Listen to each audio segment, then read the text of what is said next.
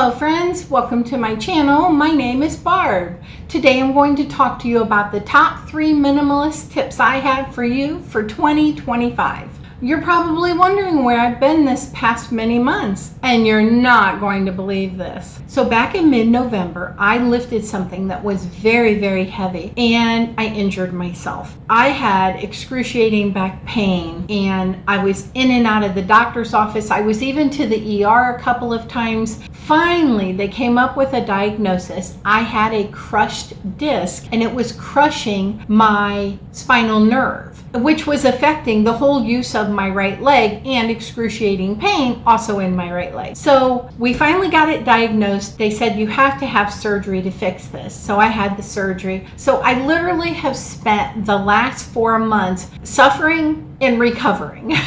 It was not fun, but I'm so glad to be here with you now because I am so much better 6 weeks post-op. Every day I'm a little stronger, and I'm so glad to be on the other end of this whole incident. So what I learned from this is, if you are over 50 years old, do not lift heavy things that strain your back. It's not worth it. It's just not. So now to the top 3 minimalist tips that I have for you for 2025. As I was resting and recuperating, it really came to me how grateful I was that we had chosen a minimalist lifestyle. Because while recuperating, I am here looking at the same 4 walls, and I was just so grateful that the house wasn't a mess, that there wasn't a bunch of things that needed to be taken care of and done, because I couldn't do it. And I was able to relax in the minimalist space and just heal, which is what I needed to do. And I want that for you too. And so my first item to talk about is going to be number 1, get rid of flat surfaces. So when we downsized 11 years ago, we let go of 50% of our things. And then in the several years following, we let go of 50% more of what we had brought with us. So we literally have let go of 75% of our possessions. And it has been so freeing. I can't even explain it to you. So one of the things we did is get rid of flat surfaces. And we're in the kitchen dining room area, and we had 2 desks in here. Why did we need 2 desks? We didn't. So we let one of them go. We had a bookcase in the living room, a bookcase in the hallway. Why did we need 2 bookcases? We didn't. We got rid of one of them. In the living room, we had an extra big blue stuffed rocking chair, as well as an end table. We had 2 end tables. We didn't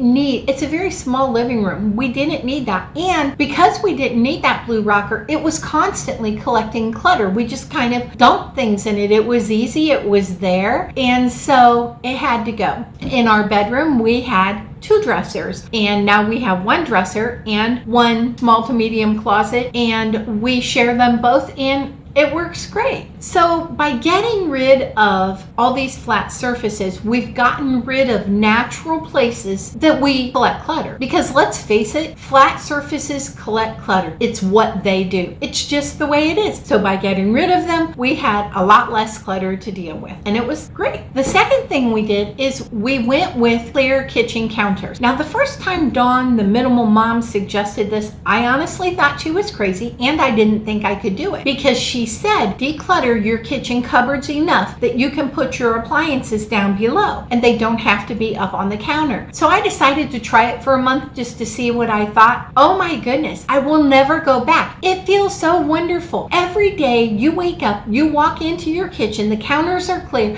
It's like a big hug that you're giving yourself. And it's just such a great way to start the day. And I want that for you too. Now, I will say we have a large toaster oven that we use like multiple times a day. So obviously that stays out on the counter because it would just be too cumbersome to try to put that away. It doesn't make sense. So that stays out. But in general, our counters stay clear, and it's really a great thing. Now, my third thing to mention is the donation box. Have a donation box on each level of your home. It's life-changing. Do you realize that the average American home has over 300,000 items in it? We constantly have things coming into our home. So we've got to have a way for things to leave our home. And that's where the donation boxes come in. So have one on each level of your home. So when you're in your kitchen and you're cooking and you find an item or a small appliance you're no longer using, put it in the donation box. You're getting ready in the morning and you find an article of clothing that you don't like anymore or doesn't fit right anymore, in the donation box it goes. And you do this habit throughout the day. Everywhere you are in your home, you find things you no longer need or use, you place them in the donation box. And by having one on each level, it makes it super easy to do. Then what do you do when it's full? You take it to the donation center, you replace it with another box. And this is a life-changing habit, I promise you, because you're actually decluttering your home without working at it, without trying. It's just a natural habit. As you come across things that you no longer need, you let them go. And it clears up space in your home and space in your mind. And remember, I've always told you this, if you will reduce the inventory in your home to an amount that you can easily manage, it's absolutely life-changing. And I want that for you. Because now, without all those items of furniture in our home is light and airy and peaceful and calm, and it just feels wonderful, and I want that for you too. Remember, the space in your home is precious.